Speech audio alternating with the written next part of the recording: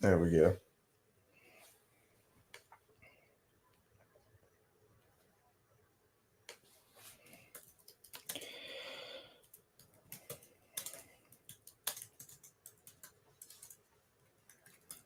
The people are flooding in. Can't remember these two. Oh, it does break it down for you.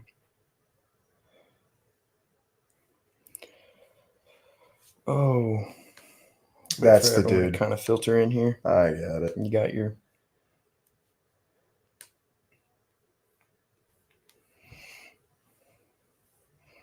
For everyone to kind of start filtering in. Give it another minute or two. Yep. Well, that guy too. Yeah. Problem. If you're in the chat listening, let us know where you're from before we get started. I'm stealing a page from Josh Pate's book. Yeah. Where are you listening from? All that good junk.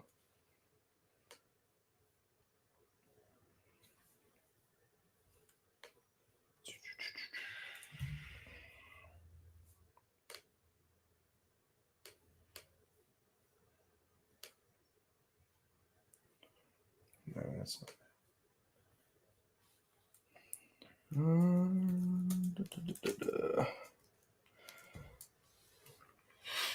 All right, might as well get her going. Let's do it. All right. You're watching the Down East Sports Network College Football Show. We got people in Duluth, Minnesota listening. Oh, dear heavens. Sure we got some in Greensboro, North Carolina, Greenville, North Carolina, maybe even Naples, Florida. Hey. It is week 5 of college football. Sturgill Simpson is the greatest live touring artist alive. ECU can't keep a lead, and I'm pooping down my britches about a game at 7:30 on Saturday. And I'm here. Yeah, I'm Jacob. It's Paul Phillips. We're going to get after it. Let's start off. You suggested this off the top. About a quarter of the way through the season, everyone's played 3 or 4 games so far. Some teams are playing their 5th and 4th game right now, and it's about like watching paint dry. But if you love the triple option, you're probably in a good mood at Cam Saletti. Quarter season, Heisman top 5. Let's do it. I think we're very similar in our top 3. Definitely. I think we have the exact same top 3. That boy from Boise State's just getting it done right now. Yeah, Genty is a problem. He won't win the Heisman because he's the running back at Boise State, but he, through the first quarter of the season, 100% deserves it. He's a rolling ball of chainsaws. I had this debate, and even though our top 3 is the same, and we'll get to this player in a second, I think he has the best stats in the country. Yeah. Do not think he is the best player in the country, so to speak. No. Well, I think most people know who the best player in the country is. This guy's up there, though. Yeah, he's certainly there. He is in – I don't know if he's in – yeah, he's very mobile, so he's not an immovable object. He's 100% an unstoppable force. Yes. Because no one's figured him out yet, not even Oregon, which they were still figuring out a lot of stuff at the time that they played Boise State, but still, Ashton Genty looks like the real deal. He may, like you said, he may not be the best player in the country, but he's been the best performer in the country. Yes, so that far, would be the educated way to say that. Number 2, since we're the same, boy down in Miami, Florida, Cam Ward putting up video game stats like he's playing NCAA 25. Yeah. Yeah, they've kind of played air so far. Decent matchup for them this week against Virginia Tech. Tomorrow night. He might not have the marquee matchups that some names that might be on this list if we were to do this in maybe 3 more weeks. Yeah. Might have. Which is no fault of his own. Yeah. They play Clemson in the regular season? I don't believe so. I don't think they do either. Let's do some quick research. So let's see if I'll race you to it. I'll let you do that, and I'll just go name our number 3. Yeah, do the it. All-around best player in the country. Without question. Plays for a team that is probably not going to make a bowl game. At least I hope doesn't make a bowl game because someone has them under 5.5 wins. Yeah. But Travis Hunter is by far the best player in the country. I think he's averaging around 130 snaps a game. It's an absolute travesty that he plays for Colorado. Yeah. He is just an absolute force. You just can't stop him right now. I mean, he's all over the field. He made, make or break plays for them last week with the fumble at the end of the game to help force overtime. He's been that guy, for lack of a better term. Number 4, I'll let you go first. I think you differ me a little bit. Before we get too far, I do have Miami's schedule pulled up while we're not too far removed from Cam Ward. They got Virginia Tech at home tomorrow. Then they're at Cal, which Cal's been a very solid football team so far. Plus, that's a road trip across the entire country. That could pose some issues for them, but I don't see Miami losing that game. Then they're off. Then they're at Louisville, which is their biggest test left on their schedule. That's going to be difficult. They haven't announced a time for that game. I assume that'll end up being a night game. But that's going to be a pretty raucous environment because Louisville's a pretty good football team as well. Then they're home against Florida State, which at this point, I don't want to get back onto the weekly ramble of Florida what State. Florida State might be. And then they get Duke at home. They're at Georgia Tech, which could be definitely interesting. I feel like the entirety of Georgia State's schedule is a trap game for the other team. Then they're off. Then they finish the season home against Wake and then at Syracuse to finish it off, which is definitely a tough end of season test, but Miami should be pretty well buttoned up by that point. So we'll see. We'll see. But there really aren't, at face value, there aren't too many proper, rough spots on that schedule. No, aside from that Louisville either, game, which they'll still be favored in. Yeah, they'll still be favored. You want to rip number 4? Yeah, my number 4 is Caleb Johnson from Iowa, their running back. Again, not a guy that probably, like you said, in 3 weeks we'll be talking about still for the Heisman race just because he's not a quarterback, but he is kind of the heart and soul of this Iowa offense, and they've learned somewhat how to move the ball. Yeah, and he's a big part of that. He's been unreal to start the season. Ashton Genty's been the clear best running back in the country.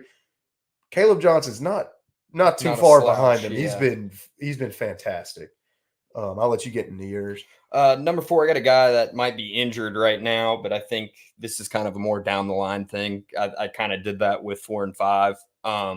Quinn Ewers, Texas quarterback, played good against Air and Michigan. Yeah, which might be Air. But yeah, I think Quinn Ewers down the line, he's got the marquee matchups. They gotta play Georgia. They got some good matchups that he can definitely boost his Heisman rating. And he's gonna be in New York at the end of the day. He might be the first quarterback taken in the draft. Yep.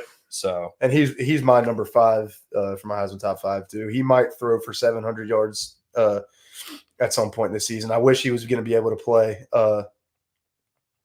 Mississippi State just to see just how badly the cartoon numbers he could put up. Exactly, just balloon his stats a little bit. But I can't remember what Texas's schedule exactly looks like the rest of the season. But I think there's another point this season, not quite as bad as Mississippi State, but do they play Florida? They do play Florida, and they get them at home too. They also get Kentucky, who we'll see, couldn't stop South Carolina to save their lives, but was in a 1-point game with the best team in the country. Defense was definitely there against Georgia. Exactly. Then at Arkansas, at Vanderbilt, those are 2 other spots where, because Arkansas can move the ball just fine, stopping somebody is a little tough. That seems to be a problem for them. That could be a spot where Ewers just balls out because he should be plenty healthy by then too. So obviously we won't get to see him this weekend, but regardless, I think that he's going to, in the games that he'll play, which he should be, I would assume, play at least 3/4 of the season. Yeah, I think he'll do plenty to at least play himself into the conversation. 5 again, another guy. Well, actually, no, this guy's put up cartoon numbers. Just hasn't played anybody yet. Probably should have been on my list. I'll give a running back shout out though. Another great SEC quarterback, Jackson Dart for Ole Miss Rebs.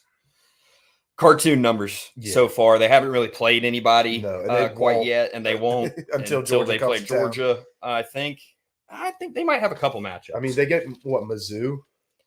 Do they get Mizzou? I think. Here, they got Kentucky this week. Yeah, Kentucky this week at South Carolina, at LSU. They get Oklahoma, at Arkansas, Georgia, Florida, and Mississippi State. So maybe only one kind of Heisman moment game for him, but with the cartoon numbers he's putting up right now, he's definitely someone I'd have my eye on to have a seat in New York. Which let me stop you for a second. Can we talk about how it is absolutely just a heinous misstep that the Egg Bowl's not on Thanksgiving night this year? It is, isn't it on Friday? It's on Black Friday. Black Friday. That is such bull crap. That's so dumb. I want to be in a turkey coma. That's watching two teams that truly hate each other. Exactly. One of them usually, I mean, recently that's been a great game. It's even with how bad Mississippi State's been. Well, they like last year they weren't good, but the couple of years 2 before years ago, they it was were a tight electric. game. You got the guy lifting his leg up like he was a dog peeing. Exactly. That cost them a game. I should remember that guy's name, but I don't. I can't remember his name. But that's one of my favorite rivalries in all of college football. Yeah. I'm a big Egg Bowl guy. And obviously SEC bias, but no, the Egg Bowl's fantastic. Egg Bowl is a great rivalry game. I love the Civil War too, because that's what we're calling. I don't care if they call it that anymore. Oregon State's a great rivalry. It's been pretty one-sided for honestly most of our lifetimes, but just you want to talk about teams that hate each other. There's a couple other ones like that, but that's one of the most special ones in my opinion is the Egg Bowl, especially because they always play it on Thanksgiving night, and now here we are on Black Friday. Yep, that's so dumb. I can't remember. Isn't there usually a Black Friday rivalry game that I'm drawing a complete blank on right now? Yes, I think. Let me see. The Thursday night was Bedlam on Thursday night. We're getting raw. I mean, it's going to be a great matchup. Memphis at Tulane instead of the Egg Bowl. What is it? This should be a good game. It should be a fantastic game, but come on. I could keep talking about Heisman guys because I really don't want to get to our next topic. I mean, I'll let you go. I mean, I'll just to kind of little Minnesota, Wisconsin is on Black Friday. A little end to this segment.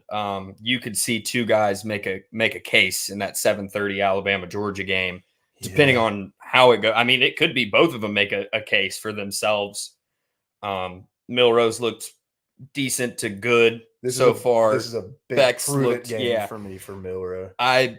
We're not there yet, but I was between two games for the real or fake game of the week. Yeah. And obviously it's not going to be Georgia-Alabama because I would have ruined it right then and there. But that was a close second because – well, Georgia's look shaky. They might go 7-5. Oh my God. Quit that right now. And Alabama's has looked shaky, especially against USF. For the first half of that game, Alabama forgot how to play football. 3 quarters. That's true. Yeah, I mean, it was a ball game for 3 quarters.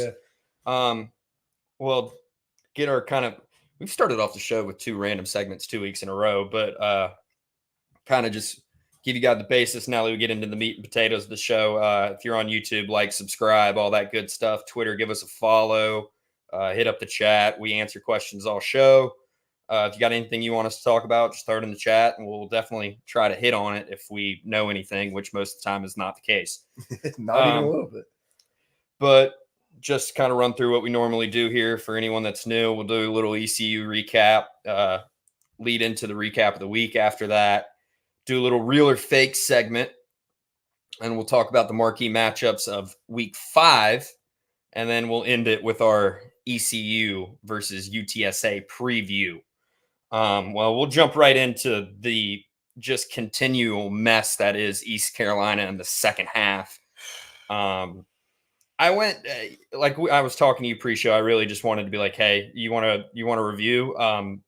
Go back and listen to last week's show, and it's pretty similar. But I honestly, going back through, watching a second time, I don't think we sat on the ball as much as we did the first game against App, where I was very disappointed in how we came out after coming out to the lead to a 16-0 lead. They get up 17-0, should have been 20-0. Exactly. And I know kickers are a sore spot, but he has continued to miss extra points. He has continued to miss field goals. While it might not have technically cost us in this game, definitely, I mean, it's just a mental blow to everybody. Yeah, it's got to be. I mean, I couldn't tell you for sure, but I mean that can't be good for morale on the sideline. No, if Andrew Conrad keeps just trotting out there and it was a chip shot. It's a crapshoot every time. Shot. It was, I think, a 22-yard field goal. It's such a makeable field goal, and I hate bashing kids, but at the end of the day, I mean, come on, you're a college kicker. I know we're not. Exactly. I mean, you got one job. Exactly. You got one job. And I know that it's not an easy thing to kick field goals, but in the realm of football, it's one of the easiest things you could do on a football field. Yeah. Which I'm so. I will sick say and tired of I'm it. 2 weeks in a row on my game plan, and I don't have a game plan for the UTSA game. Just a warning. Finding tape on them was impossible because they've played. What am I going to look at? The 2 blowout games that they lost, a close game against Kennesaw State, and then they kind of beat the shit out of I think it was Holy Cross or Houston Baptist, something like that. I think it was Houston Baptist. Definitely Houston Christian now. Yeah, maybe rebrand. It was them. But that field goal, not a, not the end all be all, but to be up 20-0 with, I think, what would have been 9 minutes left in the second quarter, would have been big. Instead, you miss a field goal. Liberty goes down the field, scores. It's 17-7 now. Yeah, and we didn't see much out of us in the second half. After that, we were exploiting them on the outside, like we talked about. Outside the hashes was where the majority of our big chunk plays were. Running the ball seemed to work well. I was incorrect about my information about I want to say Will Cooley. Logan Cooley. I think Will Cooley was a Georgia coach and/or player, which that happened at trivia yesterday. Thomas Brown was brought up, and I'm like, I'm pretty sure that was a Georgia running back. I was correct. There you go. But just it seems to be a consistent theme with this team that once Coach Baker gets out of his scripted plays, I don't know what happens to our offense. I don't necessarily think Garcia was bad in this game. No. I don't think he was anything like to write home about, but, I mean, he didn't lose us that game. No, he certainly did not. He put us where we needed to be. Just about. He had some big runs. Most drives that we had. Given the play calls that he's given, like if you look at that first half, I mean, he didn't really put a foot wrong. No, I mean he was leaving the pocket when he needed to, and was avoiding sacks. The mistakes were limited for the most part. One big thing that I noticed last week was the lack of Siobhan Ravel. Was big because in the second half they just kind of torched our secondary. This is our first show since that news even broke. Too, yeah, which we had an inclination of this is what based on Pirate Radio with Clip. We had a little hinting of what it could be. I was still holding out hope that it was Kevin Winston from Penn State, not hoping that it was that a kid was injured, but just selfishly for our sake that it wasn't Siobhan Rebel. Yeah. And of course it was because it's ECU. We can't have nice things. And their big receiver got off. And exactly. Whether it's a cornerback or a lead, we cannot have nice things. I meant to look this up pre-show, and I guess I can. I think this is the worst, definitely the worst our defense has played all season. Yeah. I want to see what the rushing yards were real quick.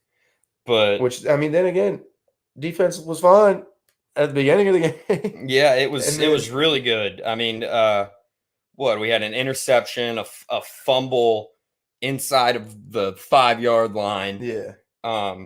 Cooley went for 19 carries for 105 yards. Quentin Cooley, that's his name. Yeah. Who is Logan Cooley? Is he a hockey player? That's a hocky player. That is a hockey player. That is certainly a hocky player. That is Utah, right? I believe you were correct in that. I'm looking at the box score here. Yeah, he's with the UHC. Why am I looking at the box score team stats? There we go. I was right in the way right now. Rushing, they ran for 191 yards, which is by far the most we've allowed all season. I think we were averaging around 72. Did we give up 191 rushing yards last season? I don't know if we did. Last season our defense was fantastic. But and this isn't I still think this falls more on the offense. This has been a consistent theme with this team. Scoring in the second half has seemed to be a problem. We are impossible. Dramatically outscored, and not even the second half. Second quarter, third quarter, fourth quarter, we've been dramatically outscored. First quarter, we go in there Guns blazing. Exactly. With a solidified game plan, we act upon that game plan and we see it work. Why? My question is, why do we not continue to do said plan until they can prove to us that they can stop it, and then we pivot instead of us just immediately, okay, yeah, we've built up a 2 touchdown and a field goal lead. Let's just basically, in the name of Jose Mourinho, park the bus. It's been something. The other mind-boggling thing to me, and there may have been a very tired 2 a.m. tweet about this that I fired from the Downey Sports account. Yeah. What are we doing running a 3 and 4-man front with under 3 minutes left in the game? And you know they're going to run the ball. Yeah. They're running the ball all over you. And we end up giving a touchdown. And to have a defensive coach in Coach Houston to not understand to, yes, the secondary has been getting torched for the most part. Why are we not putting the big uglies in? Yeah. Put the big uglies in and stop the God blessed run. We were out of time. It just made no earthly sense to me. And I know heads are starting to roll around this fan base. Oh, yeah. Houston's name's getting some fire underneath it. I was about to say, the AD's getting some fire underneath it. This might be the hottest that Houston seat has. I think so. And we were the craziest thing to me is that we talked about this in the week 0 show. That we thought coming into week 5, we'd be 2-2. Yeah. I am utterly disappointed. And this is everything we predicted this team would be. Exactly. But the way they have lost these 2 games is, for lack of a better word, embarrassing. And we tried to do it against Old Dominion. Yes. we did everything in I our will power never to get lose those, that game. I will never get those 4 hours of my life back. Oh my God. But the worst part about it is we, in both of these games on the field, we've had total control after the first quarter. We've also had total control of the entire stadium. You look at the app game and how electric that place was. It was banana lands. After the Siobhan pick 6 and the Winston Wright touchdown. After both of those scores, third play of the game, that place was bumping. And then it just falls flat immediately. When we go to Liberty, that place notoriously a raucous environment, one of the best environments in the group of 5, because all those dudes are sober too, which is wild. And they're just rowdy. We go in there and shut them up. And then we get away from our game plan, or we just, whatever it is, whether it's that or we just fall flat for whatever reason, we give that place life. And then just like that, the comeback's on. And from the time we were up 17-0, the score following that was 35-7 in Liberty's favor. Yeah. So and we just let them run rampant all over us because we just lost complete and total control of anything that we had to start with. Yeah, I mean, here's the drive sheet for us after 17-7, run out of time to end the half, which that was a debacle. Turnover on downs, touchdown, fumble, interception, game over. That fumble was definitely a backbreaker. For Raji, that was having a good game. He was running the ball. Running the ball very well. It's kind of been a problem for him this year. This is a couple times he's put the ball on the ground. I wouldn't even say necessary. Oh, speaking of ball on the ground, muffed punt. I might jump through the television. Muffed punt for Army. It looks like it's going to be first down from about Army's 12 for Temple here, who is somehow miraculously they figured out how to win a football game last week thanks to a kicker 64-yard field goal. Yeah. And with just this being more of an ECU centric community and audience, if you guys have any comments about the game, feel free to put them in the chat. We'll read them out, put them on the show. We'd love to do some live reacting to whatever infuriations y'all are possessing right now. Yeah, I mean, if you want to if you want to get down and dirty in the chat, now is the time to do it, because we will be sounding the alarm with you. Yeah. Do not be confused by the South Carolina shirt and the Georgia hat.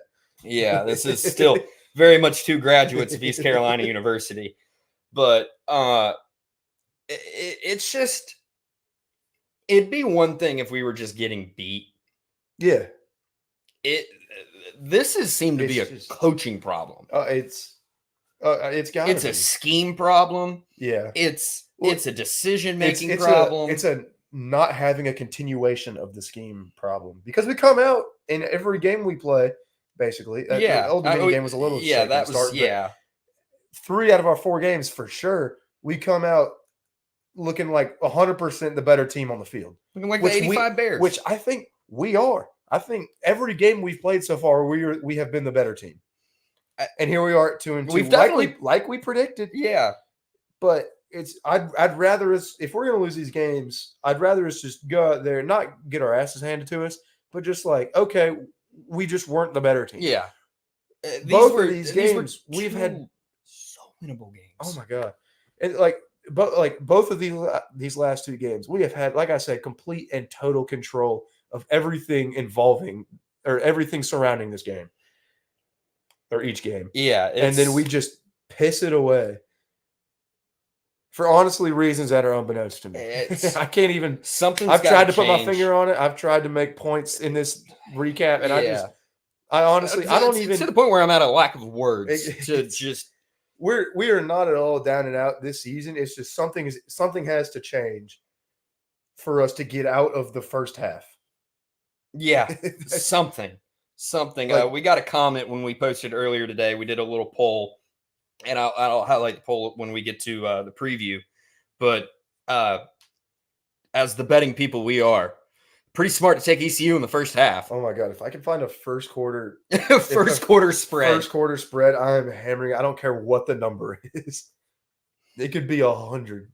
Give me it. Yeah, pretty much. I really don't have much more to say for an ECU recap other than, God, I really hope something's different this week, or this is going to be a fiery show next week. Do we go into a bye week next week? Yes, we do. I believe so. I thought we were going into a bye. I should know that off the top of my head, but blanking. But I do believe that that's the case. Let me see. No, we're at Charlotte next week. I'm going to that game. I'm tripping. At Charlotte next week, which God bless us if we lose that game. If y'all want to come find me and give some live and in person takes.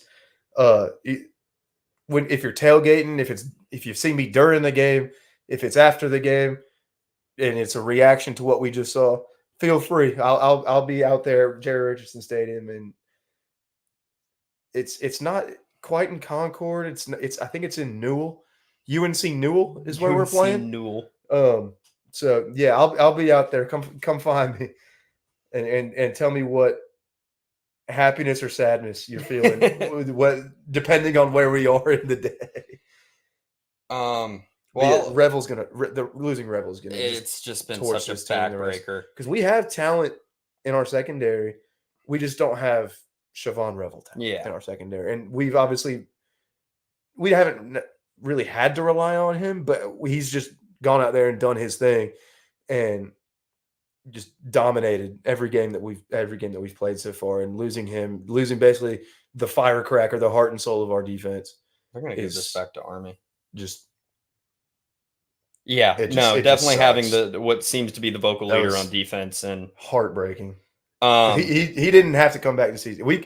This could have been transferred. This could have been the 4th game without Siobhan, not the first game. Yeah, he could have gone damn near anywhere. Which we talked about that a little last week. I mean, that is one of the strengths of what Houston's done with this team is the lack of notable transfers out. Yeah. That was a huge one to keep, and we knew it coming into the season that he was going to be the shining spot on this, the shining star on this defense. Yeah, maybe on this team. I mean, exactly. I mean, I'm not afraid to say he was best player on this team. Yeah, 100%. Safely. Yeah, I think you could say that without a doubt. Not to throw shade at anybody else. Yeah, that's just how good he was. He was probably going to be if not a top 20 pick, almost certainly a first round pick. Which he still could be a first round pick. He definitely could. And I hope he is. It just depends on definitely a cat that deserves it. Definitely, it just depends on what all he'll be able to do in the pre-draft process. Can't believe Army has. I told you they were going to give it back to him, but because he most likely won't be won't be good to go for the combine. But No. Yeah, unless he just feels unless super he's quick. Adrian Peterson. Yeah. But I think he's going to crush all the pre-draft stuff. There's so many teams are just going to love him, especially if he stays late in that first round. A very good team is going to get him and become better immediately. Yes, he's supremely talented. He didn't have to stay with us, and he's a loyal dude. No, he could have gone somewhere. Obviously, never met the guy, but he seems like just an all-around great guy, and obviously unreal football player that is. Yeah, it hinder us not having him on the field, but we can go ahead and get on with it. That was a pretty decent chunk of time we spent on that game, just airing out grievances. Yeah. Move us along with some other week 4 stuff. Highlight the games. I think I'm going to try to re-strategize. Well, we were talking about re-strategizing this, but definitely doing the 4 games we highlight for the week and doing those as the recap. Definitely. One we had jump off the page early was USC versus Michigan, which your boy lost that bet. Yeah, me too. got some favorable calls early. I'm not gonna say ref ball or anything, but they did get some favorable decisions made in their way. Definitely. There was the one that stuck out to me was and it didn't affect the play at all. It was a punt early in the first quarter, and 2 Michigan players just hit both sides of the punt returner for USC. Yep. No flag. I was like, okay. Ball control, and when they were done with ball control, some more ball control.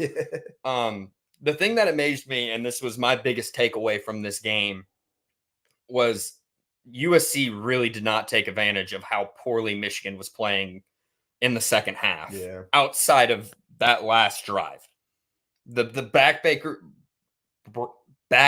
drive. Jeez Louise. That ended the game and ended up ultimately giving Michigan the win. I think Michigan had 2 yards before that drive. I think so. I mean, it was something mind-boggling. Just the sheer lack of ball movement they had. Be curious if you could pull up the drive summary. Let's see. I'm getting it right now. Can we just talk about how just Alex Orji's passing stats? What was he? 7 for 12 for 32 yards, if I remember correctly. That's ridiculous. Sounds like what are we doing? Sounds like me against Broughton in the second half. A little North Carolina high school football reference for those that are not from around here. But yeah, we'll talk a little bit more about how Michigan plays offense and a little bit in real life. I want to see what they did in the second half. What are the drive summaries here? All right, are we looking at Michigan or Michigan? Michigan went punt. Let's see. Yeah, punt, fumble, punt, touchdown, and a game. Which the fumble was followed up with a Miller Moss interception, if I remember correctly. Or no, they scored after the fumble. Yeah, but not a great game for Miller Moss. It was the first punt of the half. The half that was followed by pick the six. Miller Moss pick 6. Which, I mean, if you're gonna, I don't want to point fingers at Miller Moss because I think this really came down to at the end of the day, USC's defense is still not real. No, it's not. It's much improved. It is much improved. Grinch is no longer, but you terrorizing. Definitely USC saw that secondary towards the end of the game didn't want to hit anymore. I think they were sick and tired of the big uglies being in their face all game, and it was evident. I'll move us over to the Friday night game. Hell of a game.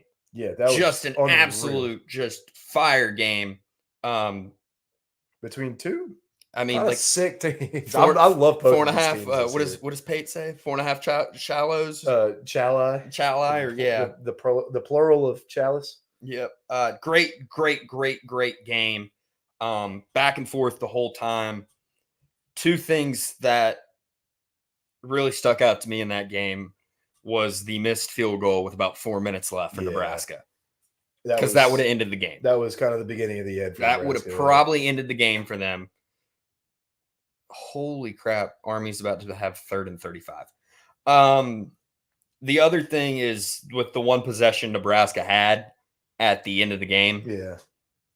Dylan Raiola really kind of showed that he was a freshman. Yeah. Sometimes you got to know when to get rid of the ball. It was coming. We just hadn't quite seen it in a marquee matchup like this was, which is hilarious that in 2024 Illinois Nebraska is a marquee matchup. And the fact that we're gonna, I can't remember. I think I got it highlighted in the Week 5 preview, but we're gonna be talking about Illinois 2 weeks in a row. Oh yeah. I mean, Illinois.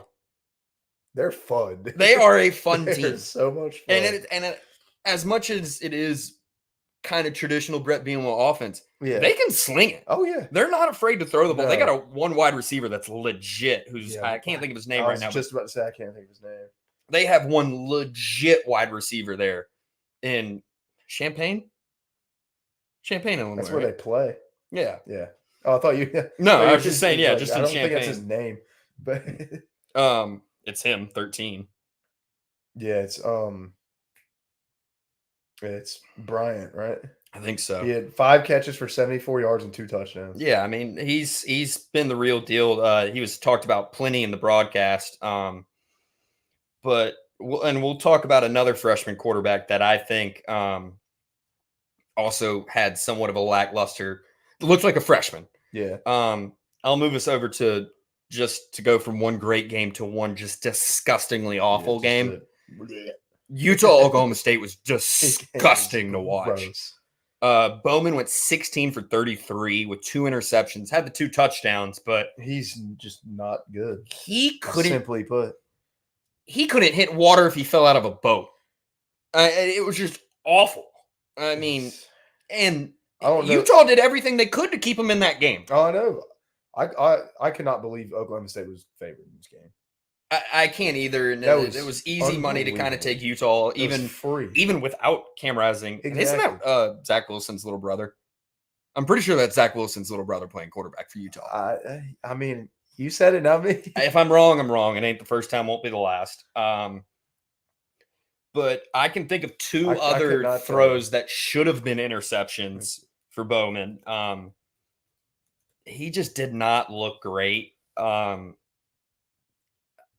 Gordon's been a disappointment so far this year. Yeah, he's like he's just not good. No, he's lethargic. It is his brother. Yeah, I don't know if you want to. He didn't look awful. Definitely wasn't. There wasn't many bright spots in this game other than the defenses. Yeah. Look at that picture. That is just Zach. That's just Zach Wilson. Wish I was better with technology. But he just put his face up here right now. Just like tell me, Zach Wilson decided he was done in the NFL and decided to go back to college and play one more year. He is a true freshman, right? I believe so. I know he's a freshman. I don't think it's. I think he is a true freshman.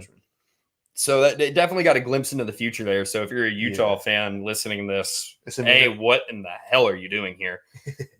Thank you, but what in the hell? B, I think you got something to fall back on if Cam Rising decides not to play his 24th season of college football. Exactly. He's obviously he's not as experienced and as talented as Cam Rising is, but that's just straight raw talent from a true freshman. He's going out there and doing just what he needs to do. They're not asking him to go out there and be Cam Rising. No. They're just asking him to go out there and be Isaac Wilson, who they think is a good enough quarterback to at least keep them afloat. And I think that's exactly what he's done so far and what he's going to continue to do. And we'll end our week 4 recap here with another marquee matchup of the week. Pretty sure game day was there. Tennessee at Oklahoma.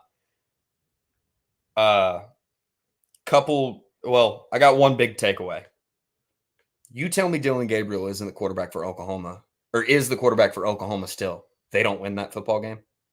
Yeah. I have a completely opposite opinion of this game that I think most college football minds have, where Tennessee had control the whole time. I mean, they were up 22-3. They were.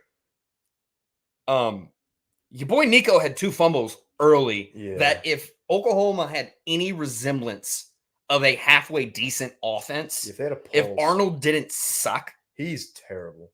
He's just not a they would have been right back in that game. Yeah. Because I'm pretty sure one of the fumbles was inside the 20, and then they immediately threw an interception. I believe you're right. That's what I was thinking of earlier, not Michigan. They had a fumble that led to an interception.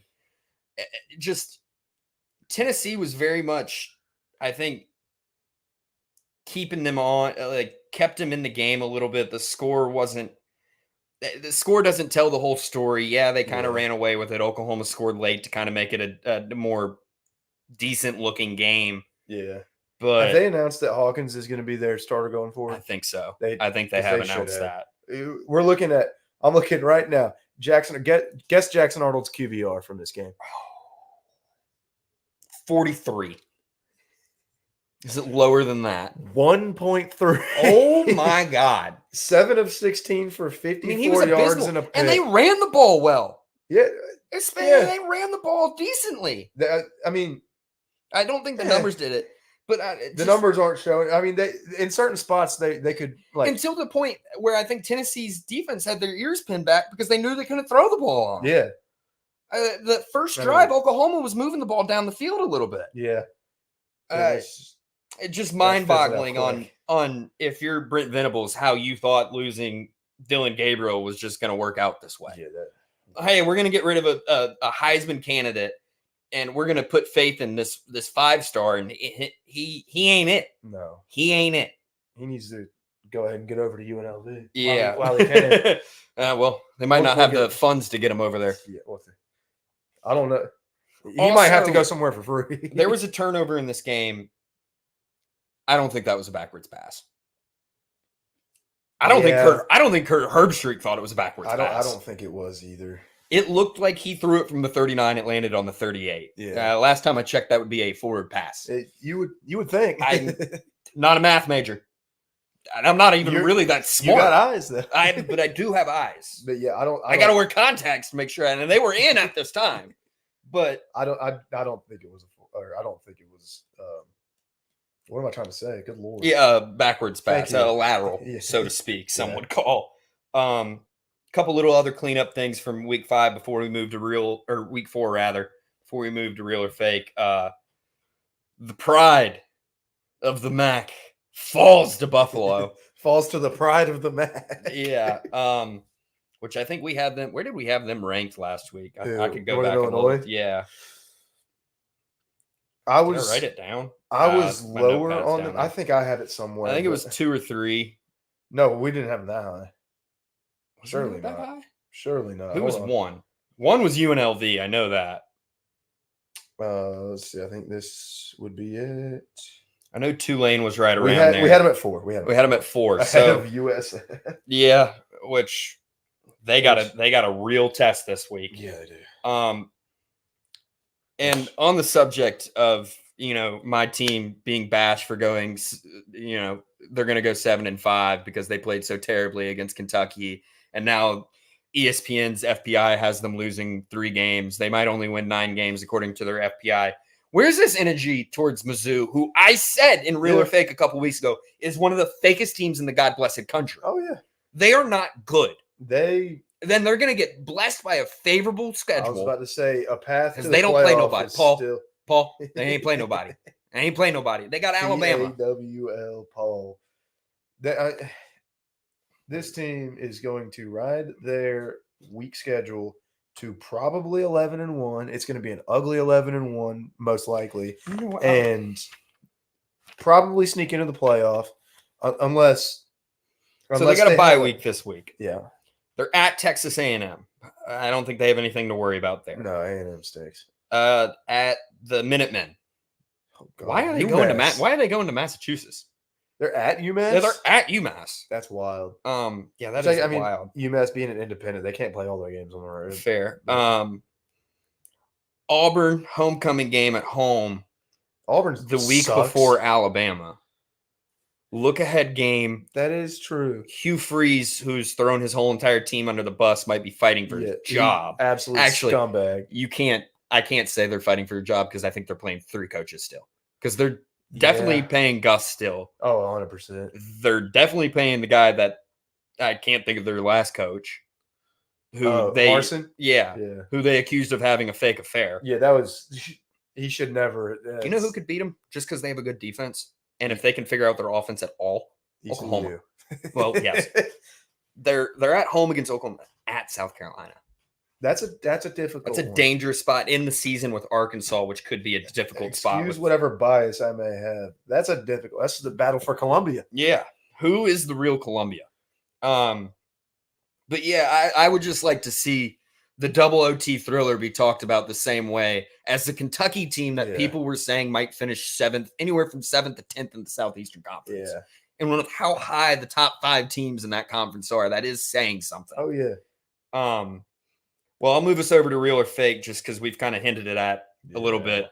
NIL, while it is probably a good thing for the college athletes, and I'm sure they enjoy getting their money, it is bleeding some of the tradition and luster out of college football.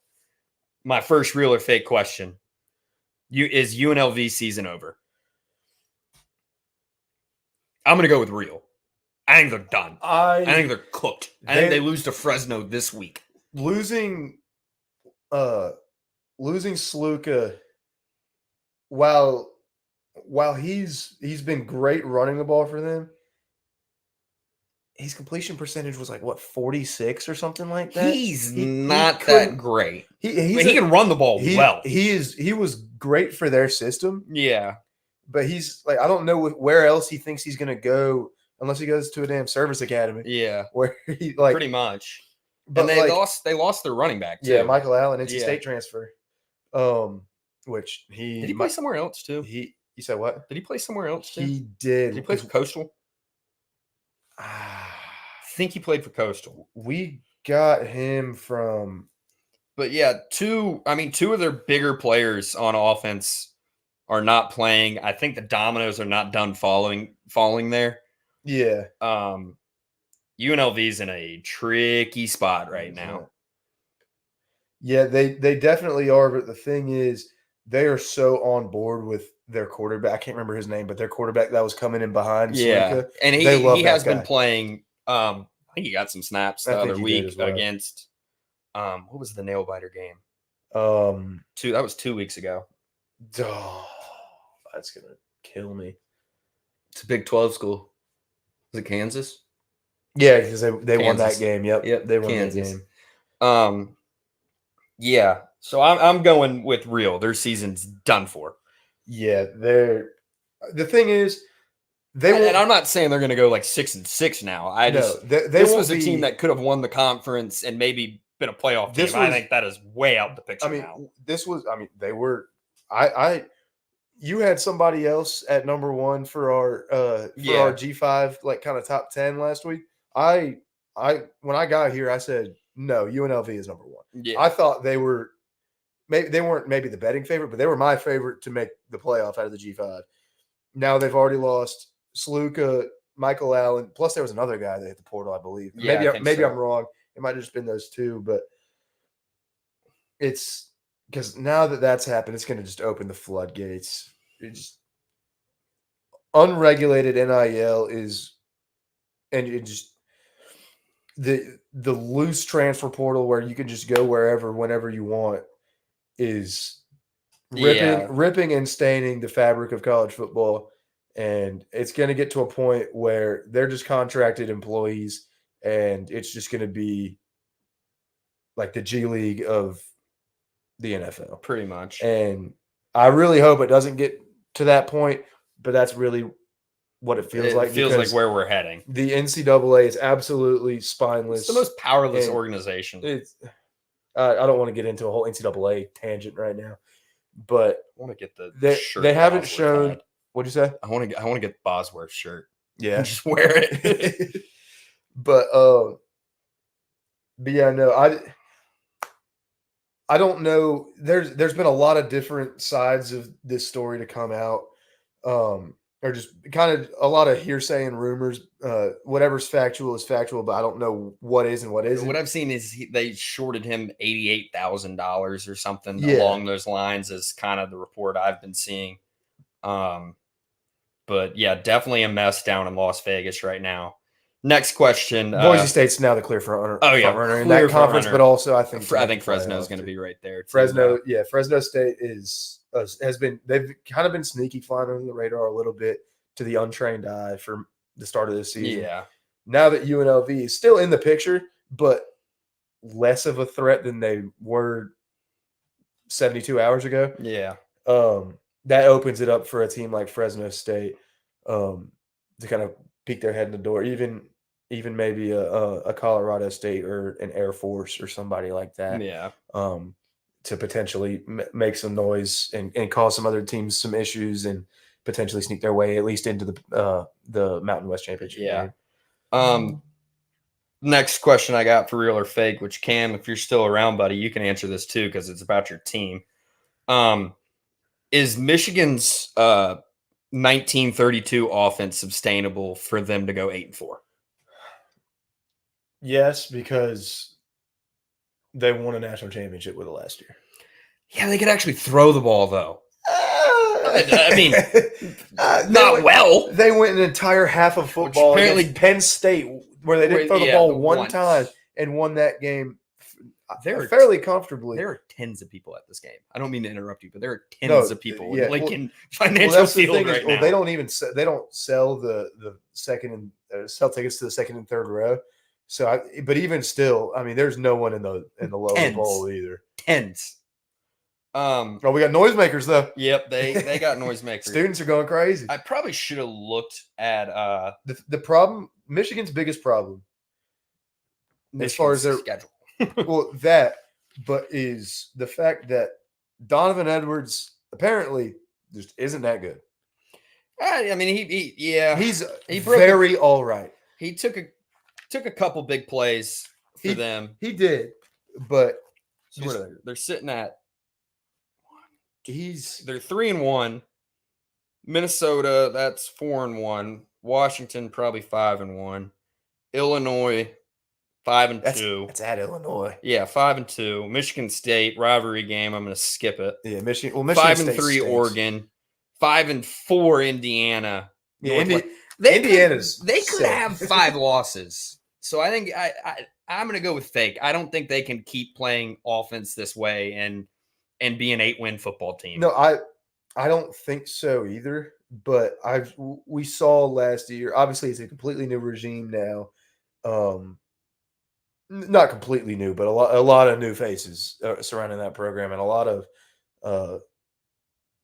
cheating faces that have left the program. But that one's tough, just because we watched them do it last year. Yeah, because everything else was good, and they had a not good quarterback that was perfect for their system. And so the thing is, they don't have a quarterback right now. So I don't know. It's really tough. I'll lean with you and say fake. Yeah, but I wouldn't be surprised if they could squeak out 8 wins. I also realize that their schedule's tough. Yeah, their schedule's tough. I also realize I ruined one of my real or fake questions, so we'll knock this one out in about 5 seconds. Missouri, fake. Yeah, they're gonna be. Like I said, they're gonna be a team with a very good record. 11-1, but they're not good. Your record is not what you like. Yeah. It is that does not tell the whole story about it. They are the fakest team. You are not what your record says. All right, back to a real question. Yep. Actually, I'll do my other fake question just because I thought this one was funny. Okay. Does Texas have a quarterback controversy? Real or fake? Fake. All right, fake. I mean, once Ewers is up, it just was. It was a fun topic. They're gonna ride Arch until Ewers is absolutely 110% healthy. Yeah, and then he'll come back in and play. But yeah, if you're them, I don't know why you would do any different. You don't have anybody on the schedule that's really alarming coming up. Might as well let him get back to 100%, and it's not taking his draft stock at all. No. And you're getting more development out of your future starter. You're just getting to see more and more of where you are development wise with the future of your program. He looks on par with his last name. A couple freshman mistakes, but they gave him Manning the ability to run. It's terrifying. That's he did get his dad's genes because he didn't get Eli or Peyton's in that aspect. Because his dad was a receiver. I think he was a receiver, I believe. Last question I got. Utah or any Big 12 team for that matter, do they have a true national title contender in that conference? No. I'm going to go fake in that along with that as well. We saw Kansas State get the brakes beat off of them by a BYU bunch of Mormons.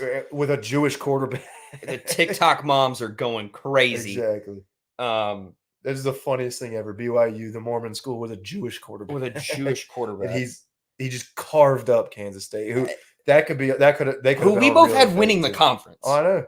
Playing Utah, who it's still undefeated, doesn't look spectacular. I think I had Utah. Maybe I don't. Maybe I can't honestly. I think we both had the same. We'd have to go revisit. But I mean, between the three teams we highlighted in week 0 in that conference, Oklahoma State, Kansas State, and Utah, none of those three teams really. Oklahoma State is. They're going to be the 4 seed, more than likely in the college football playoff, and whoever is the 5 is going to be sitting there licking their chomps, ready to just beat the brakes off. The thing is, it could be a Boise State or a Tulane or a Memphis. It very well could be something like that. Getting that just with how bad this conference looks. You think about it. If Miami doesn't win the ACC, which they probably will, they will. Yeah, I mean, we'll see because Clemson's getting it together. I was about to say, if it's not Miami or Clemson, then we're sitting here looking at. Then a G5 could easily be at least a 4 seed. National media highlights a Kentucky struggle. No one wants to talk about how Georgia hasn't allowed a touchdown all year. Well, with that being said, I'll jump us right into the week 5 slate. Yeah, let's do it. First game I got on here, speaking of Kansas State and Oklahoma State. Yeah. Oklahoma State at Kansas State. Who gets the bounce back here? I think it's Kansas State. I think they're it's Kansas State too. They're a more talented team. They're a better quarterbacked team. And I think that's basically going to be all that they need to get past Oklahoma State, who is a perfectly fine football team. Yeah. But underwhelming quarterback play is not going to get you very far in this version of the Big 12. Holy hold. Yeah, no, I agree with you. That's a fumble, but that also was just an egregious hold by the left tackle or fullback. Yeah, that was gross. Egregious. Yeah, this is definitely a get right game. I like a close matchup here because both of these offenses kind of look somewhat putrid. Yeah. It's gonna be a rock fight. It feels like the total. It's 46.5. I still think it could go under. It could go under. This could be a 2017. Wait, no, I was looking at the wrong one. Hold on, where was I? It's 57.5. Oh, that's under all day, every day. I was looking at BYU Baylor. Lock it in under all day, every day. Definitely a get right game for both these teams. It's going to be a rock fight. The next marquee matchup. It might be a pebble fight. Yeah. Next marquee matchup I got. And Vegas is really telling you they want you to take one team here. Yep. Louisville at Notre Dame. Louisville goes into South Bend, Indiana. Notre Dame seems to kind of pick up the pieces after losing to Northern Illinois. I like Notre Dame in this game. And I think that really has to do with the number more than anything. Yeah. But something other than it really looks like Vegas is just begging you to take the points. It's just difficult to play at Notre Dame when you're not a G5 school. Yeah. Or an FCS school. And this, I think Louisville is still getting looked at as the Louisville team of last year. Yeah. And they have not looked that way throughout the season so far. They haven't. But that's another well quarterback team though. Yeah. This is very much a toss up. Shuck, I think is how you pronounce it. It's Shuck. He's been perfectly fine for Louisville after they lost Jack Plummer. Let's see. Let's get a quick gander at some stats here for Shuck. He's completing 68.5% of his passes. Fine right there. 850 yards, 8 touchdowns, no picks yet on the season. He's only been sacked once. You're gonna have to do that against a decent, a good Notre Dame defense. Yeah, I mean, definitely. Because Louisville so far has played Austin Peay, Jacksonville State, and Georgia Tech. Which I was really looking forward to not talking about Notre Dame ever again, but they are going to continue to stay relevant. Somehow. Unless they lose this game, then I think we can finally kiss them goodbye. Oh yeah, they can't lose another game. You can't have a 2-loss team, a 2-loss Notre Dame with one of those losses being to a MAC school. Yeah. That can't happen unless everyone else unless every other team just eats each other alive. Notre Dame, if they lose this game, they're basically done, I think. But before we jump into our third of 4 games here in the Week 5 slate, majority of our viewers here are on Twitter. So if you could give us a follow, if you're not following us already, retweet the stream. Feel free to put questions, comments, call us stupid. I don't really care in the chat. Just have fun with it. And thanks for tuning in. And if you're on YouTube, like, comment, subscribe. Yeah, whatever comments you throw out there, we'll try to get to them. Third game I got highlighted here. Talked about it a little bit earlier. This is my real or fake game of the week. Illinois at Penn State. I'll get to more of this game in a little bit. Save it. But this is a huge spot for both of these teams. Both teams that have I still don't think we truly know what Illinois is. No. A great game against Nebraska, a game they very well could have lost. Oh, yeah. But figured out a way to win on the road and we've seen at a stadium where at that game they had their 400th consecutive sellout. Yeah.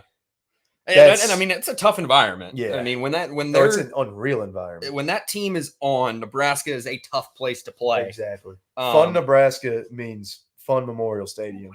Oh, he dropped it. What a bonehead. But go serve. That was a big time win for Illinois. Whether Nebraska is some powerhouse this season or not, that's a huge spot for them on the road to come out with a win. Especially winning it like they did. They got some help, obviously, but they kept plugging and found a way. I didn't know Morgan Wallen and Post Malone were there. But no, this Illinois team is just gritty. They can run the ball very well, but they can also. I mean, it's a multidimensional offense that they got, which I feel like, given the state of Illinois' program in recent years, we haven't really been able to see a whole lot. Just because it feels like when they get to playing these better teams, they kind of have to just resort to they start off running the ball, but then that gets figured out, so they have to start forcing passes, and it's just never really a recipe for success. But this team feels like they can hold their own and control parts of a football game. I mean, Penn State's coming off just beat down to Kent State. Why Kent State schedules the way they do is beyond me. It's a Penn State team that handled West Virginia pretty well, which that was a great matchup for this team too. Yeah. But then struggled mightily with Bowling Green. So I mean, Drew Adler's off to a hot start. But so is Luke Altmaier. Yeah. 8 touchdowns, completing almost 71% of his passes. They got a pretty strong run game. I mean, Singleton looks solid for them. Oh, yeah. I give the edge to Penn State here, but I think this is going to be a really good game. Very much looking forward to watching it. More on that statement next segment. Yes. Last game I got, the marquee matchup of the week. And I don't want to talk about it at all. You're gonna, because you can spout a lot more facts and opinions that are relevant than I can. Honestly, the most intently I've probably ever listened to Josh Pate was his preview about this. And then my boy Brooks Austin picked against the dogs, man. Yeah. I mean, my dog picked against the dogs, but to quit beating your dog's dog, too. Yeah. To quit beating around the bush. 7:30 matchup, ABC, the matchup of the week, the matchup of the season so far. So far, 100%. By far the best game we've had all year. Georgia goes into T-Town to take on the Alabama Crimson Tide. The boogeyman's gone, man. That's all. It hasn't hit me yet, because at the end of the day, it's still Alabama. This is still a well-coached football team. Oh, yeah. This is still a talented football team. Definitely. It's not just a well-coached. It is a very well-coached team. Kalen DeBoer is the real deal. This is just, you talk about real or fake. This is where he proves it. Yeah. win or lose. And this is kind of what I was saying. This could very well be the real or fake game of the week instead of the last matchup we talked about, because of what we saw with Georgia against Kentucky. I'll quit doing the 7-5 bit, but Georgia struggled offensively against them. Yep. I don't really think it was a game plan issue as much as Beck and the receivers were not on the same page. Yeah, it was just timing was off. Everything was just felt kind of weird. the first time you've really noticed the lack of Vlad McConkey and Brock Bowers. We haven't really sure-handed receivers. Yeah, as good as ETN has looked so far for Georgia, one game, albeit, there hasn't really been a running back that's taken control of the backfield for Georgia. They're banged up on the defensive line. Josh Pate highlighted this. I think 4 guys on the defensive line played over 50 snaps, and the 5th guy played 13. Malik Williams should be back this week for Georgia. That's huge. I don't think Alabama's got anybody hurt. I can't think of it. What concerns me, if I'm an Alabama fan looking at it from the other, just trying to look at this game as objectively as I can, their number one receiver is a freshman. Yeah. This is a big game. And this is arguably the best secondary in the country. Oh, yeah. That he's going up against. I mean, he's probably going to have... He's never seen anything like what he's about to see on Saturday. I mean, he's going to have one of the best corners in the country on him and probably have Malachi Starks over the top. Yeah. It's going to be tough sledding for him. I don't love Alabama's running back room.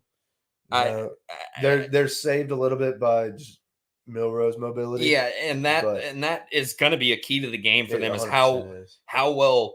And we saw this last year in this matchup with Milroe. Georgia did a great job of keeping him in the pocket. Yeah. He still burnt them a couple times. And Josh Pate, not to steal like his whole rundown of this game, it just happened to be really apt. Someone other than, why is his name not popping in my head? The freshman receiver, the 17-year-old. I'm getting there.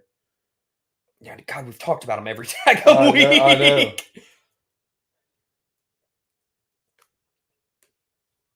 See if I can beat you to it, but probably so. No, I'm not. I hit the wrong button.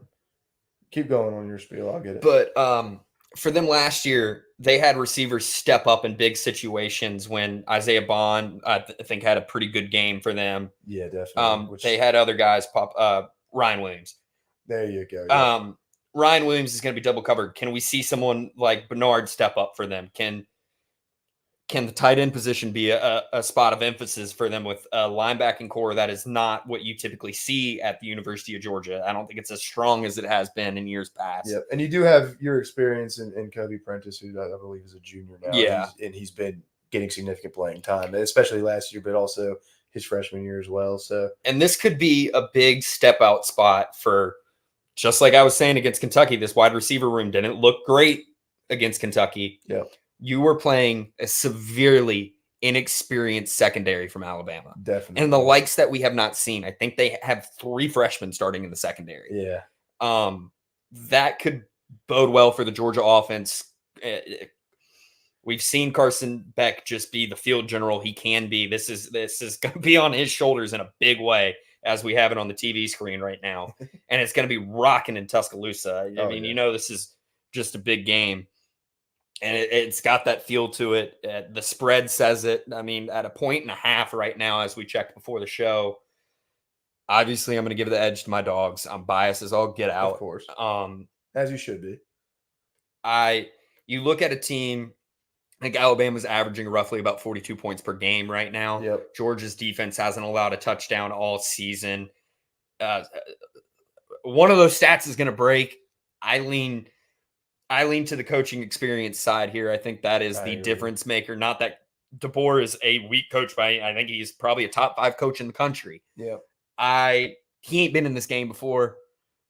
He beat the closest thing to Georgia's defense twice last year. Still ain't Georgia's defense. Yeah. Especially if they're healthy. Tate Ratledge being hurt on the offensive line for Georgia is a big question mark for me. Fortunately, Georgia's got probably like 8 5-star offensive linemen, so I think they'll be okay. But yeah, I'm giving the edge to the dogs here. My dogs. Yep. You'll get there. You'll get there. Yeah. Well, we'll jump into our last. We got 2 more weekly segments here. We thank everybody for hanging out in here. Got a lot of viewers on Twitter. Feel free to hit the chat up, give us questions, all that. Give us a follow if you're on YouTube. Like, subscribe, all that good stuff. Our pick 6. Yep. I think we got all different picks. I'm just gonna roll through my 6. Let you roll through your 6. Go for it. All right. First one I got USC minus 15.5 versus Wisconsin. Yeah. Wisconsin's terrible. Wisconsin's not any good. Trevor Van Dyke still sucks. What's new? Tyler Van Dyke. Where did I get Trevor? I don't know. Trevor Etienne, maybe. Yeah, there you go. Yeah, home game for USC. I this is a bounce back spot for them. Wisconsin's defense isn't even in the same conversation. I know as where you got Trevor Van Dyke from. Trevor Van Riemsdyk. Yeah. Oh, Jesus. Hockey is on the brain. There you go. All right, moving on. Moving on. Another bounce back here. I got a lot of bounce backs. Yeah, I got 3 bounce backs on here. There you go. Oklahoma -2 against Auburn. What the hell? What are we talking about here? Auburn. What do we? I know Oklahoma's offense bad. is putrid, but Auburn's So is awful. Auburn is truly awful. And Oklahoma's defense is good. I mean, it's probably going to be a rock fight, low scoring game, but I think Oklahoma can win easily by a field goal. Oh yeah, if not way more than that. They should win by more. Is that I can't remember? Is that game at Oklahoma? I think it's or at Oklahoma. Oh, then yeah, they'll be fine. I did not do a good job of saying where the games were. Next, I got a Friday night matchup here. I think we might. No, you didn't take this game. No, I'll let you have this. The line has moved. I think it's at 17.5 now. I got it at 19.5. So if that tells you anything, I would definitely still take it, obviously. Miami, 19.5 point favorites against Virginia Tech. Virginia Tech is not the team a lot of people thought they were going to be. No. Sorry, Paul. That was me going out on a limb anyways. And the tree fell down. Thank God you didn't say they were going to play Florida State. Sorry, buddy. Did I pick? I think I might have picked Florida State. No, I had. Let's be real. I had Cal versus SMU in my. I had SMU. I had SMU Clemson, so mine's not much better. You at least got Clemson. Yeah. But yeah, I like Miami giving almost 20 points here. I think they're going to beat the brakes off of them. Yeah, probably. I can't figure out if somebody's hurt for BYU. Why they are an underdog at Baylor is beyond me. Crazy. 3.5 points. Give me the points. If not, take a money line. I probably should have took a money line. I just, after going 2-4 last week, I was going to take the points. I'm going to take the points. Smart. Give me BYU. My third bounce back game here. Nebraska is a 10-point favorite against a putrid Purdue team. I looked at that as well. Purdue's. Yeah, potentially the worst team in the Big Ten. Give me the Cornhuskers. They might be worse than Northwestern. My sixth game here is the one I feel the worst about. Probably. Yeah. I am going out on a limb here. I think this is going to be a great group of 5 game. I think so as well. USF at Tulane, I believe. I'm pretty sure it's in New Orleans. I think it is as well. I'm looking now. I love saying that city's name. Nolens. Every time I listen to the Animals song, I kind of crack up at the way the British people say it. New Orleans.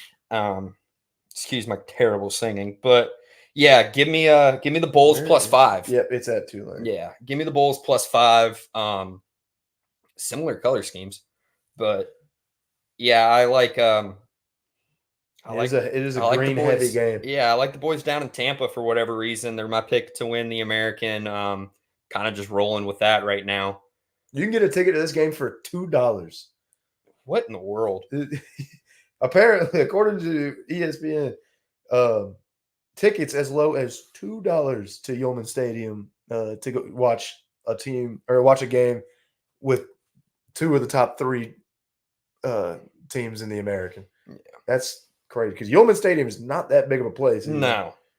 If they were playing at the Superdome like they used to, it'd be a little different. But that's value.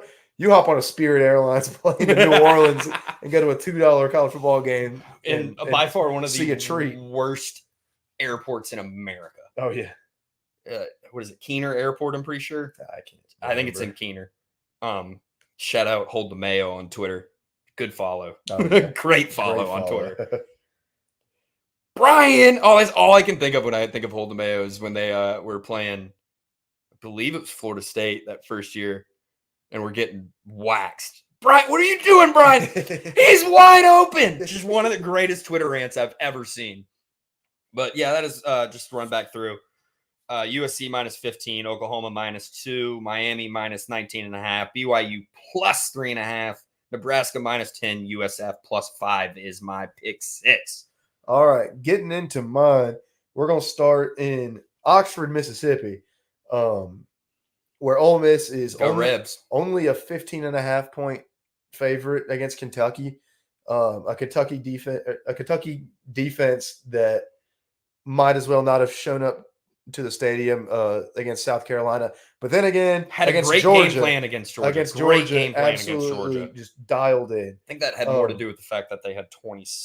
They had an absurd amount of time of possession in that game. Yeah, they did. They controlled the ball really well. Kentucky did, but I just think you got to think the game plan is going to be similar here. Definitely, but Ole Miss's offense is just so explosive. And I don't know if I think there's going to come a point in this game where Kentucky's defense just can't keep up anymore. Yeah. It might be close to start with, which is not it doesn't have anything to do with Kentucky's ability to score. It's more their ability to play defense against, or at least scheme a defense against a high quality opponent. But I just think 15.5. I could see Ole Miss winning this game by 21 plus. I just think that there's just going to be too much. Especially once the second half hits. Then moving on to Tuscaloosa, Alabama, where I have the Georgia Bulldogs, the favorites in this game. Alabama, first time being a home dog since 2007. I'm going to say that they earned this one, and Georgia, it's only 1.5 right now. I think Georgia will easily win this game by 1.5. It's going to be a great game. I just think Georgia could win this game by a touchdown. Keeping my opinions quiet. That's fine. You can stay put on this one, but I just think you got to put yourself out on a limit at some point. I think either Georgia wins big or Georgia loses. I don't really think there's much of an in between. Yeah, I think Georgia is just gonna, like you alluded to, just coaching experience, especially just in this game in particular. I just think Georgia is the boogeyman's gone. But is the boogie program gone? That's the real. Does Kirby Smart have an Alabama problem, or did he have a Nick Saban problem? Exactly. I guess we'll find out real quick on Saturday. Moving on to another game that we mentioned, Illinois at Penn State. I'm taking Illinois plus 17.5 here. That just feels like neither team, whether Illinois is in the lead or Penn State at any point in this game, it just feels like neither team's going to be up by more than 7 to 10. I don't feel like Penn State would get up by 3 scores in this game. And if so, I feel like Illinois is plenty well equipped to get right back into the range that I need them to here. So we already touched on this game quite a bit, but yeah, Illinois plus 17.5 at Penn State. I think it's a night game at Penn State, so that's going to be a rowdy environment. But Illinois, like we mentioned, just came right out of playing in one of the rowdiest environments in all of college football. Yeah. So I think they'll be just fine here. But yeah, so Illinois plus 17.5. Moving on to Los Angeles, California, where I think Oregon – I made the mistake of saying this early on in the season, but it was before we knew anything, and I thought SMU was going to just absolutely walk Nevada. This one I feel a little more sure about. Oregon is at UCLA, and the total is 55.5. I'm taking that over all day. Like I said in week 1, where I missed it on SMU, but we know a little bit more about these programs now. I think Oregon might hit this on their end. Yeah. There's at least potential for it. Yeah, Oregon's definitely gotten cooking. Oregon, I mean, Dylan Gabriel's been cooking all season. They just hadn't figured out quite how to put the ball in the end zone. They're starting to figure out how to put the ball in the end zone now. Yeah. I think Oregon's just going to be obviously way too much for UCLA, who I think is just terrible. God awful. But although did put 27 on LSU last week. What's that say about LSU? I was about to say, I'm not high on LSU either. But no matter Oregon, as a program, honestly, might have more experience playing in the Rose Bowl than UCLA does, and that's UCLA's home stadium. Yeah. So, but yeah, Oregon, UCLA over 55.5. That just feels like Oregon could score 50 plus in this game, no problem. Let's go down to Troy, Alabama, my second game in the state of Alabama this week, where Louisiana Monroe is visiting the Trojans. Let me see what ESPN's got the line at right now. They have, I just saw, there it is. They have Troy -7. I disagree. I think Louisiana Monroe is going to win this game outright. I'm still not sold on Troy. They're definitely not what they were the last couple of years with John Summerall coaching that football team. And Louisiana Monroe looks like a completely different program than they have for the last however many years. Yeah. I'm not saying they're great. I think there's potential for them to be a bowl team this year, especially with how just bad that West Division of the Sun Belt is. I think this could be a surprising win for a lot of people, but I don't think it'd be necessarily that surprising. I'm just still not sold on Troy yet, and I like the outlook of this ULM team as a whole. So I'm gonna take them money line at Troy. I had to throw one money line in there. Yeah. So that's my money line of the week, and then finally, UCF is hosting Colorado this week. I almost took this one. UCF's 14.5-point favorite. Sneaky and good team. I'm taking that all day. Give me UCF -14.5. Colorado might keep this game interesting up until a point, but I just think UCF has surprised me. I know there was a lot of buzz around UCF going into the season, and I thought that they'd be a pretty decent football team, and that's kind of what they are. But I think that they've been better than what I gave them credit for to start the season. So I don't think we put – I think we dogged KJ Jefferson maybe a little too much. But, yeah, no, I think UCF is going to kind of just have their way later in this game with Colorado and just kind of pull away, especially being at home. You want to talk about rowdy environments. Yeah. I think Colorado's just going to – I don't know if they're going to be able to – Yeah. It's a long way for them to go. So, exactly. So that's my pick six. I don't know if you got any opinions on any of these games. No, I like UCF. I like Illinois. I like Ole Miss. Yeah, I'll recap it real quick. I got Ole Miss -15.5 at home against Kentucky. Georgia -1.5 at Alabama. Illinois +17.5 at Penn State. Oregon at UCLA over 55.5. ULM money line at Troy, which I can't remember what the odds were on that. When I found it, let me do that so I can show you the value we're working with here, because it was spicy. Where is it? It's not anything crazy. +205. Yeah, but we take that all day. And then UCF -14.5 at home against Colorado. That's my pick six. All right, well, that leads us into our last segment here as we end the show every week with our ECU preview. East Carolina Pirates at home against the UTSA Roadrunners at 4 p.m. here in Dowdy-Ficklin. I think the rain from the storm is going to miss us. I sure hope so. I sure hope so.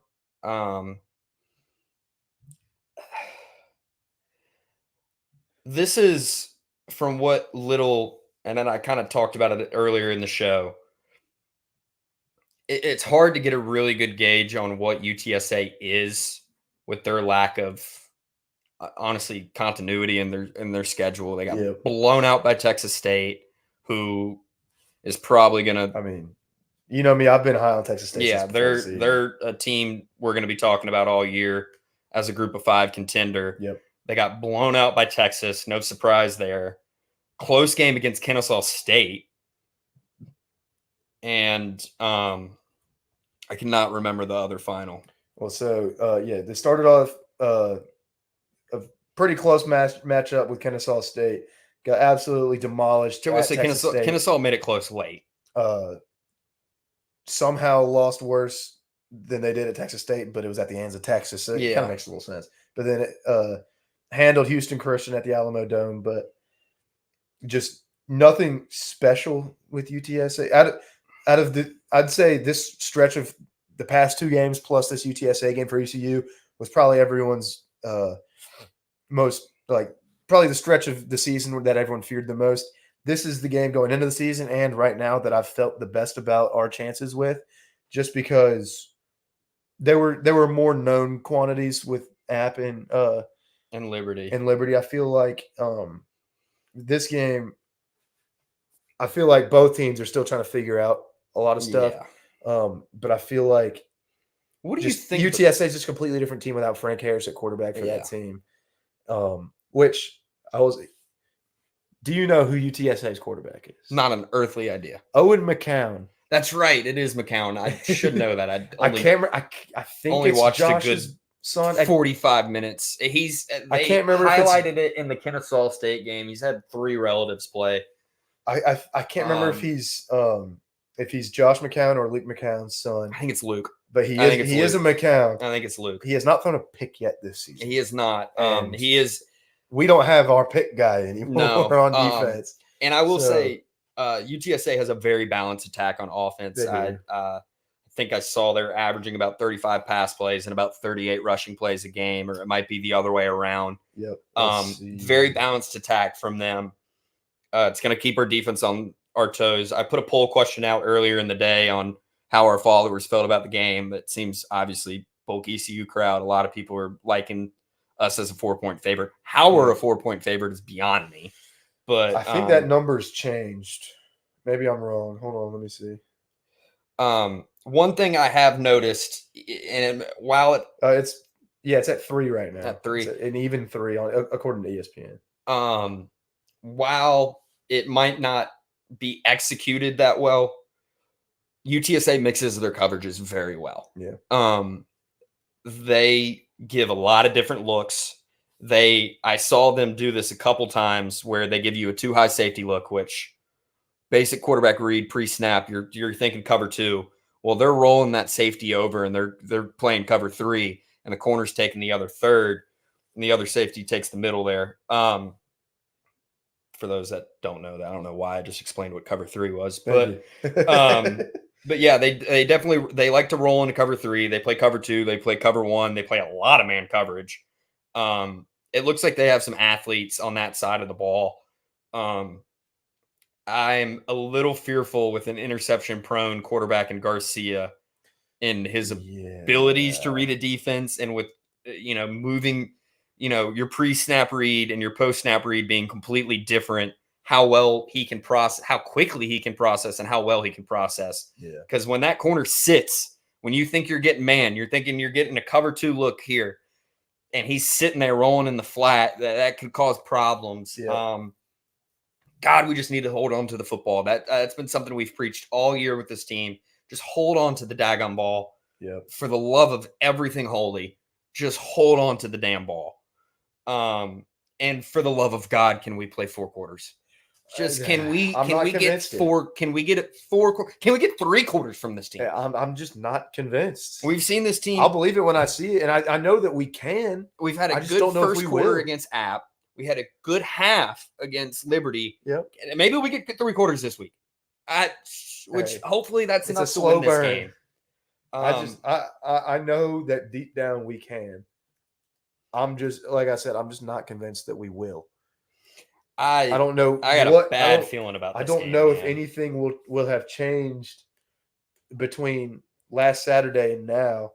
Did you happen to catch the total while you looked there? The total of ECU. Let's see. UTSA. Oh, I have it just a second. It is at 55.5. Under. Around yeah, probably so. Under.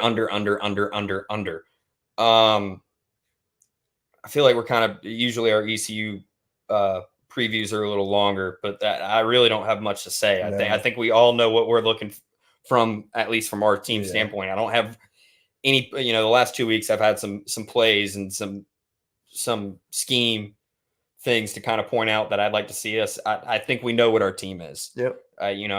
We need to use our team speed. We need to run the ball well, and we just need to hold on to the ball.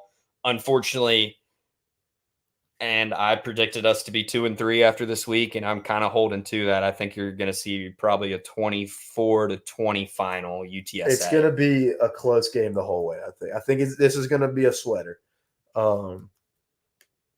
I don't know where I lean as far as making a pick on this game. The thing is we do get it at home, so that helps us a little bit. I'll go the Pirates. I'll go with the Pirates. It's hard for me not to. What do you think the final score will be? Give me a. Oh my God, hurdle. Quarterback hurdle. That's my final score. Quarterback hurdle by Army.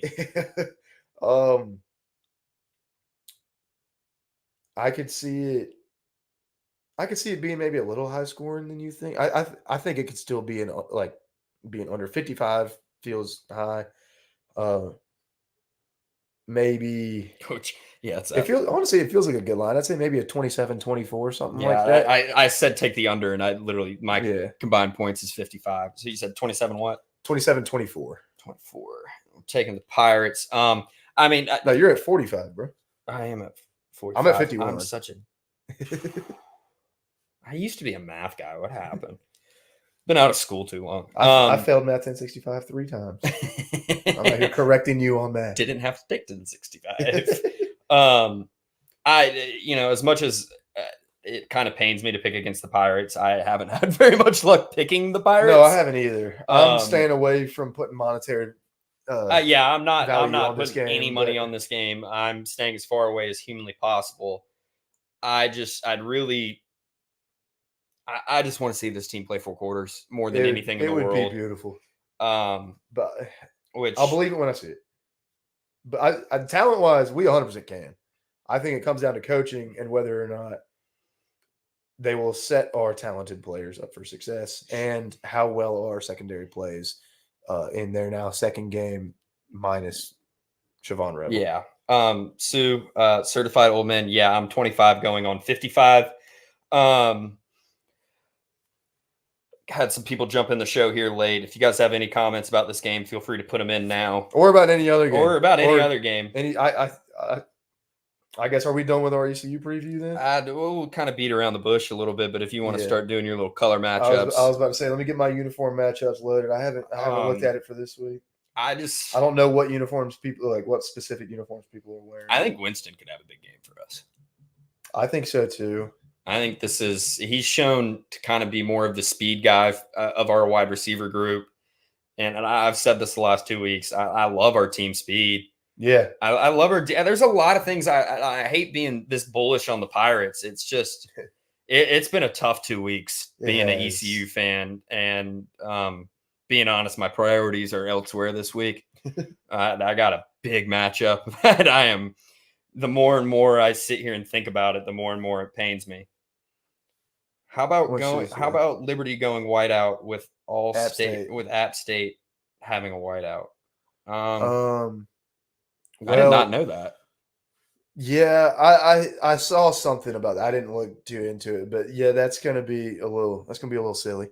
It's not as bad as whatever game it was. I think it was last week, where both teams. It was the Colorado Baylor game where both teams decided they were gonna wear all white. Yeah. And so I honestly can't remember what the uniforms were. Baylor wore white, I think, and Colorado wore black. I believe so.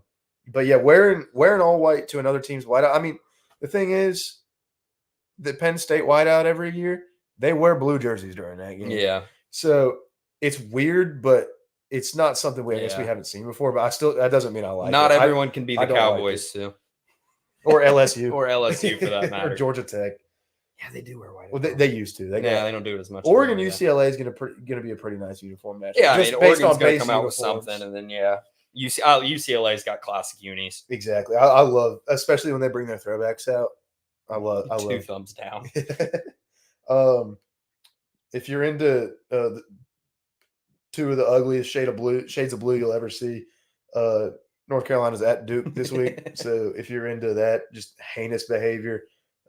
There's that. Let's see. We didn't even mention Arkansas A&M at AT&T Stadium at Jerry World. I didn't even think that was. I forgot that was at Jerry World. It's just two lackluster teams. I don't care. But it's that game always seems to be a great game. Always a good game. Probably 3:30 if I had to guess. It sure enough is on ESPN. BYU Baylor could be a good uniform matchup. That's BYU most likely wearing just about all white with Baylor, I assume, wearing green. Probably. If they wear yellow, then that kind of takes that. Baylor's yellow looks good only against certain opponents. Against BYU's kind of royal blue that they tend to roll out. I feel like green's the way to go there. There's not really anything special. From a classic standpoint, Georgia, Alabama. I mean, it's not jerseys that are going to jump off the page, but it's just two classic uniforms. If you want black and gold versus black and gold, there's your Colorado UCF. Let's see. It's kind of gross. Yeah,